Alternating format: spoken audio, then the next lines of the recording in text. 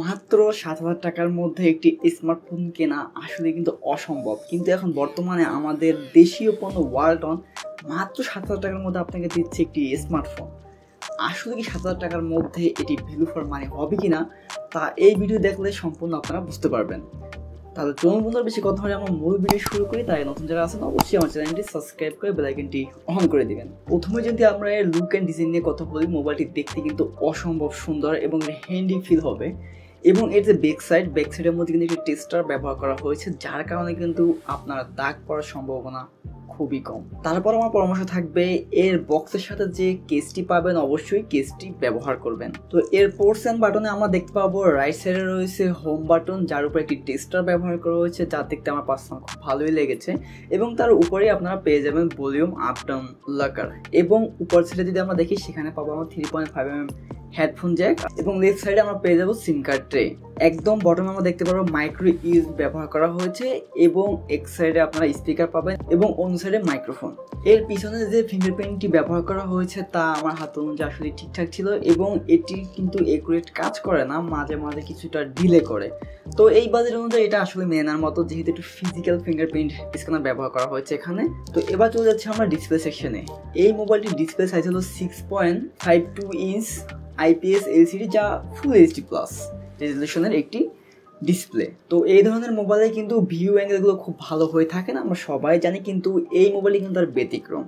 এর কিন্তু নেগেটিভিটি খুবই কম ছিল, এবং নেগেটিভিটি নাই বললেই চলে, এবং এর ভিউ অ্যাঙ্গেল কিন্তু খুবই ভালো ছিল। তো এর ব্রাইটনেস নিয়ে কথা বললে, এর ব্রাইটনেস ইনডোর এবং শ্যাডো এরিয়ার মধ্যে যথেষ্ট ভালো ছিল এবং যথেষ্ট পরিমাণে ছিল। এবং যদি আপনি ডাইরেক্ট সানলাইটে ব্যবহার করেন, সেই ক্ষেত্রে কিন্তু কিছুটা সমস্যার মধ্যে পড়বে, আপনার দেখতে কিছুটা সমস্যা হবে। তো আমি বলবো শ্যাডো এরিয়া এবং ইনডোরের মধ্যে কিন্তু খুব ভালোভাবে ব্যবহার করতে পারবেন, কিন্তু আউটডোরে কিন্তু ব্যবহার করতে কিছুটা সমস্যা হবে। তো এবার কথা বলবো ক্যামেরা সেকশন নিয়ে। এতে 3টি ক্যামেরা ব্যবহার করা হয়েছে। তো পিছনের মেন ক্যামেরা হলো 13 মেগাপিক্সেল এবং সামনে হলো 5 মেগাপিক্সেল। তো 13 মেগাপিক্সেল যে ক্যামেরা, সেটি বলবো খুব ভালো ছিল, এবং দিনের বেলা যদি এর ছবি তুলেন, এর ছবি কিন্তু খুবই ভালো ছিল, ব্যবহার করার মতো, সোশ্যাল মিডিয়া শেয়ার করার মতো।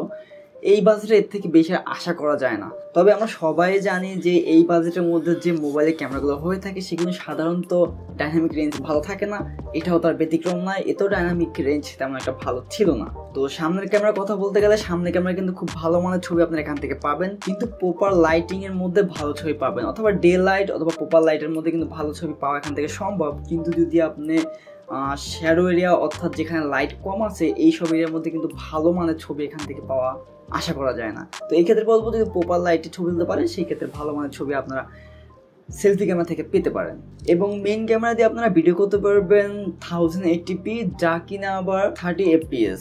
তো এখানে কিন্তু কোনো স্টেবল ব্যবহার করা হয়নি, যদি একটি স্টেবল ব্যবহার করা হতো তাহলে কিন্তু ভালো হতো। তো এবার যদি এর পারফরমেন্স কথা বলি, সেই ক্ষেত্রে কিন্তু এখানে ব্যবহার করা হয়েছে 2GB র্যাম এবং 32GB স্টোরেজ। এবং এখানে সব থেকে ভালো ব্যাপার সেটি হলো, এখানে অ্যান্ড্রয়েড হিসেবে ব্যবহার করা হয়েছে অ্যান্ড্রয়েড 12 গো ভার্সন, যার কারণে কিন্তু আপনার সফটওয়্যার এক্সপিরিয়েন্সটা খুব ভালো হবে। এখানে প্রসেসর হিসেবে ব্যবহার করা হয়েছে মিডিয়াটেক হেলিও A22 এই প্রসেসরটি। তো অ্যান্ড্রয়েড ফোনের একটি এন্ট্রি লেভেলের প্রসেসর আমরা জানি, তো এটি দিয়ে কিন্তু তেমন কোনো আহামরি যে পারফরমেন্স আপনারা আশা করবেন, সেটি কিন্তু মোটেও নয়। তো এই মোবাইলটি কারা নেবেন? যারা মিডিয়া কনজাকশন করবেন এবং ফেসবুক, ইউটিউবিং এবং এই ধরনের যারা সোশ্যাল মিডিয়া ইউজ করবেন, তারা এটি নিতে পারেন। এটিতে কোনো ধরনের কোনো লেগ পাবেন না এবং তেমন একটা সমস্যা হবে না।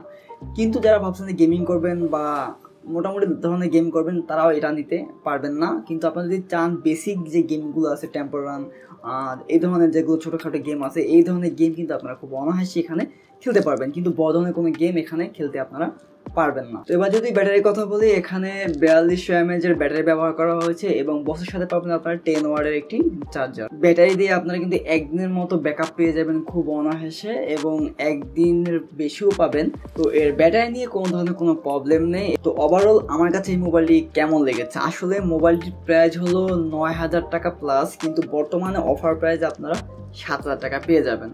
তো এই অফারটা অনেকদিন ধরে চলবে, তো আপনারা চাইলে এই অফারে এই মোবাইলটি কিনতে পারেন। তো আমি মনে করি 7000 টাকার মধ্যে এই মোবাইলটি খারাপ হবে না। তারপর যদি আপনাদের কোনো প্রশ্ন থাকে, অবশ্যই কমেন্টে করবেন, আমি অবশ্যই উত্তর দেওয়ার চেষ্টা করবো। আর ভিডিও যদি ভালো লাগে, অবশ্যই একটি লাইক করে চ্যানেলটি সাবস্ক্রাইব করে রাখবেন।